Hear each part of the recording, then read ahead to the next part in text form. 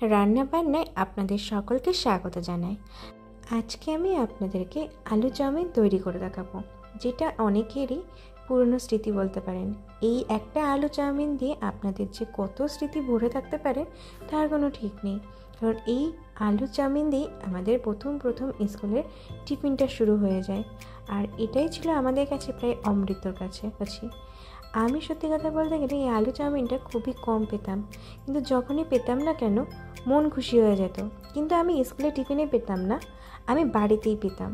আমাকে স্কুলে টিফিনে কিন্তু অতি সহজে তেলে ভাজা জিনিস দেওয়া হতো না, কিন্তু এরকম অনেকেই দেখেছি আমার বান্ধবীদেরকে স্কুলে টিফিনে আলু চাউমিন দেওয়া হতো, যেটা খাওয়ার জন্য আমরা প্রত্যেকে গোল হয়ে বসতাম। বসার পরে আমরা তো সেই চাউমিনটা ভাগ ভাগ করে নিতাম। আর কিছু হোক আর না হোক, জীবনে সব কিছু বাদ দিলেও একটা সময় পরে গিয়ে বুঝতে পারি স্কুল জীবনটা হচ্ছে সব থেকে জীবনের একটা মূল্যবান সময়।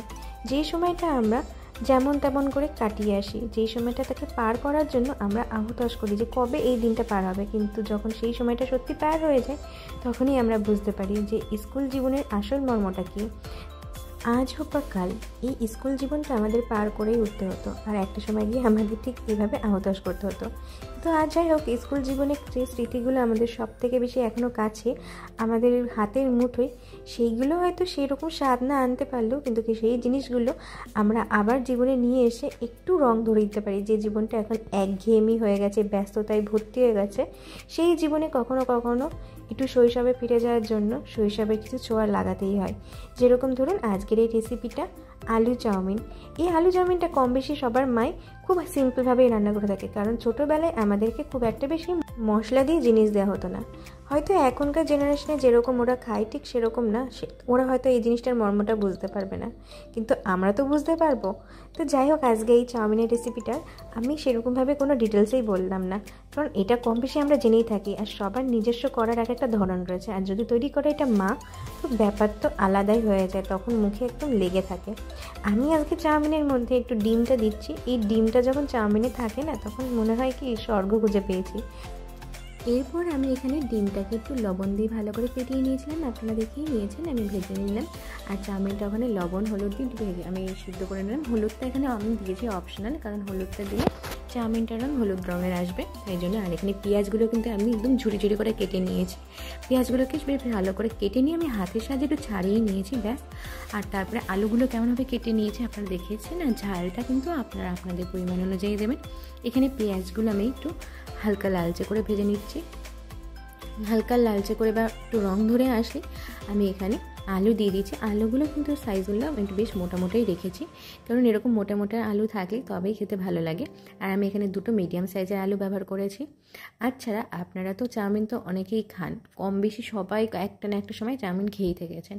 তবু কি জানেন আসলে চাউমিনটা এসেছে কোথা থেকে? মানে আমরা তো জানি এটা চীন বা চায়না থেকে এসেছে, বা এই চীন বা এই চায়নার কোনখান থেকে এটা উৎপত্তি ঘটেছিল আর কিভাবে এটা তৈরি হলো সেই সম্পর্কে আমরা সেরকম কিছু আসলে জানিই না। আমাদের অত ইন্টারেস্ট নেই। বাঙালি যাই হোক না কেন খাবারেই মতো থাকে, বাঙালি খাবারের ইতিহাস জানাতে অতটা আমরা আকর্ষিত না, আর সেটা যদি হয় বাইরের দেশে থেকে। কিন্তু আমরা যেটাই খাই না কেন প্রত্যেকটা জিনিসের একটা ইতিহাস থাকে, সেটাও আমাদের জানা উচিত, তাই না কি? এখানে আলুর মধ্যে একটু লবণ হলুদ দিয়ে বেশ ভালো করে ভেজে নিচ্ছি। আলুটা কিন্তু বেশ ভালো করে ভেজে নেব, একটু সময় হাতে নিয়ে ভেজে নিতে হবে। তো যে কথায় ছিলাম, আসলে এই চাউমিনের উৎপত্তিটা হয়েছে চীনের হেনান প্রদেশে। নামটা একটু আজব না? আমরা শুনে এসেছি হেনা, কিন্তু সেখানে একটা প্রদেশও আছে চীনে যেটার নাম হেনান। তো যাই হোক, আপনারা কিন্তু একবার সার্চ করে নেবেন গুগলে যে আমি ঠিক বলছি কি না।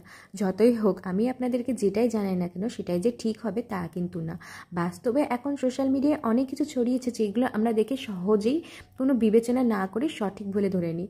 তাই জন্য আমিও আপনাদেরকে বলছি, আমার প্রত্যেকটা কথা বিশ্বাস করার দরকার নেই। আপনারা কিন্তু একবার হলেও আমি যেরকম করে বলি যে রেসিপিটা বাড়িতে তৈরি করবেন, তারপরে আমাকে কমেন্ট করে জানাবেন কেমন হয়েছে। ঠিক তেমনই আপনারা একবার হলেও গুগলে সার্চ করে দেখবেন আমি আদৌ ঠিক বলছি কিনা। হতেই পারে আমি ভুল বলছি, আপনারা কিন্তু আছেন তো আমাকে সঠিকটা ধরিয়ে দেওয়ার জন্য, তাই না কি? এরপরে আমি চাউমিনের মধ্যে আলুটা ভালো করে সিদ্ধ হয়ে যাওয়ার পরে চাউমিনটা দিয়ে দিচ্ছি। চাউমিনটা আসলে হেনান প্রদেশ থেকে একটা সময় চারিদিকে ছড়িয়ে পড়ে, আর সেখান থেকেই প্রত্যেকটা দেশে নানান রকমভাবে চাউমিনটা ছড়িয়ে পড়ে। আর এই চাউমিনটা কিন্তু এক এক জায়গায় এক এক রকম পাওয়া যায়। আজকালকার দিনে আপনারা হয়তো বাইরে বেরিয়ে দেখতেই পারেন, কখনো শেজওয়ান চাউমিন, কখনো কন্টিনেন্টাল, কত রকমের কি বিভিন্ন ধরনের জিনিস আমরা যেটা হতে পারে এক দেশে থেকে নিয়ে এসে আর এক দেশে সেই স্বাদের মাপ অনুযায়ী বানিয়েছি। আসলে সত্যি কথা বলতে গেলে আমরা যদি জানতেও পারি যে এই চাউমিনটা কোনখান থেকে এসেছে, কিন্তু কখনো এটা এখনও পর্যন্ত বোঝা যায়নি যে এই চাউমিনটা আসলে তৈরি করেছিল কে, কার মাথায় এত ক্রিয়েটিভিটি বুদ্ধি এসেছিল যে সেটা এখন এতটা পপুলার। আজকে কিন্তু আমাদের চাউমিন কিন্তু রেডি। আমি আজকে চাউমিনের মধ্যে একটু স্পেশাল বাদাম ভাজা দিয়েছি। বাদাম ভাজাটা কিন্তু আমার খুব ভালো লাগে, আর ওপর থেকে আমি আর সস দিলাম না, কারণ এটা সস ছাড়াই বেশি ভালো লাগে। আপনারা কিন্তু এটা অবশ্যই তৈরি করবেন, আর যখন তৈরি করবেন তখন কিন্তু একবার হলেও নেটে সার্চ করে নেবেন আমি আপনাদেরকে যে তথ্যগুলো দিলাম সেই তথ্যগুলো আদৌ সঠিক কিনা। দেখুন, আমি কাঁটা চামচ দিয়ে তোলার চেষ্টা করছি কিন্তু তুলতে পারছি না। স্কুলে হলে কিন্তু আমি এটা হাত দিয়েই তুলে খেতাম, তখন কিন্তু আর কাঁটা চামচের প্রয়োজন হতো না। যতই হোক আমরা বাঙালি, আমাদের বিদেশি হিসাবে চলে না। আজকের এই ভিডিওটা যদি ভালো লেগে থাকে, লাইক সাবস্ক্রাইব করে পাশে থাকবেন।